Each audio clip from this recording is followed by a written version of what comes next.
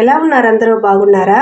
ఈరోజు నేను కోడిగుడ్డుతో మసాలా కర్రీ ఈజీగా మిక్సీతో పని లేకుండా ఎలా తయారు చేసుకోవాలో చూపించబోతున్నాను.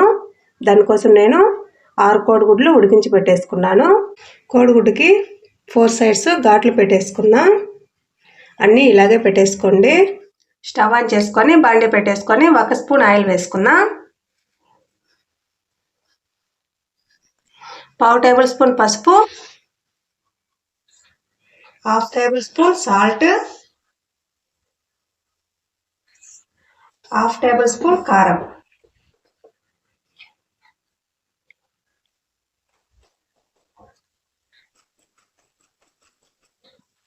బాయిల్ చేసుకున్న ఎగ్స్ ఉన్నాయి కదా, అవి వేసేసుకొని 1 నిమిషం పాటు ఫ్రై చేసేసుకున్నా. అంతేనండి. వీటిని తీసి ఒక ప్లేట్లో వేసేసుకున్నా. అదే బండిలో ఒక 2 టేబుల్ స్పూన్లు ఆయిల్ వేసేసుకున్నా. 1/2 టేబుల్ స్పూన్ జీలకర్ర. ఇప్పుడు దీంట్లో కట్ చేసుకున్న ఆనియన్, నేను 2 పెద్ద సైజ్ ఆనియన్ తీసుకొని కట్ చేసుకున్నాను, అవి వేసేసుకుంటున్నాను.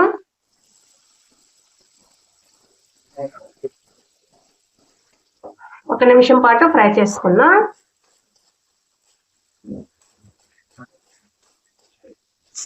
1 టేబుల్ స్పూన్ అల్లం తెల్లగడ్డ పేస్ట్. ఆనియన్ బాగా ఫ్రై అవ్వాలండి, బ్రౌన్ కలర్ లో రావాలి. ఆనియన్స్ ఇలా బాగా ఫ్రై అవ్వాలండి. ఇప్పుడు దీంట్లో మనం మసాలాలు వేసేసుకున్నాం. రుచికి సరిపడా సాల్ట్,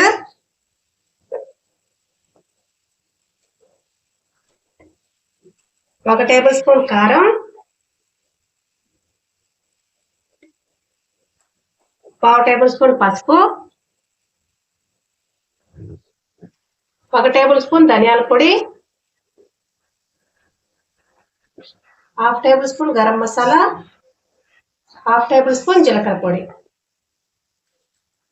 ఇవన్నీ బాగా కలిసేలాగా కలుపుకున్నాం.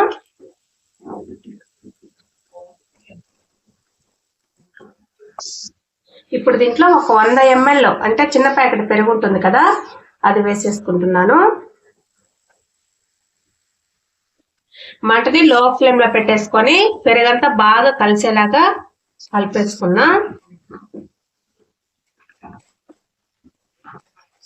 లేకపోతే పెరుగు అనేది విరిగిపోయినట్టు చూస్తుందండి.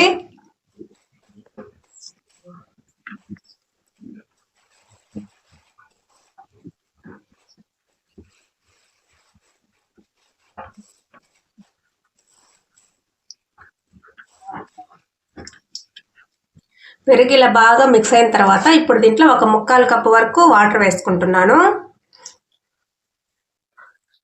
మసాలా కూరలో వాటర్ ఎక్కువైతే అసలు బాగుండదండి, కొంచెం చిక్కగానే చేసుకోండి. దీన్ని ఒక 3 నిమిషాల పాటు ఉడికించుకుందాం. చూడండి, గ్రేవీ ఉడుకుతుంది కదా, ఈ టైంలో మనం ఫ్రై చేసి పెట్టుకున్నాం కదా కోడిగుడ్లు, అవి వేసేసుకుందాం. ఇదంతా ఒక్కసారి కలిపేసుకున్నాం. మంటని లో ఫ్లేమ్ లో పెట్టేసుకొని ఒక 5 నిమిషాల పాటు మధ్య మధ్యలో కలుపుకుంటూ ఉడికించుకుందాం. అంతే అండి, రెడీ అయిపోయింది. లాస్ట్ లో 1 టేబుల్ స్పూన్ కసూరి మేతి, చేత్తోనే నలిపితే పౌడర్ లాగా అయిపోతుంది. 1 స్పూన్ వేసేసుకుంటున్నాను.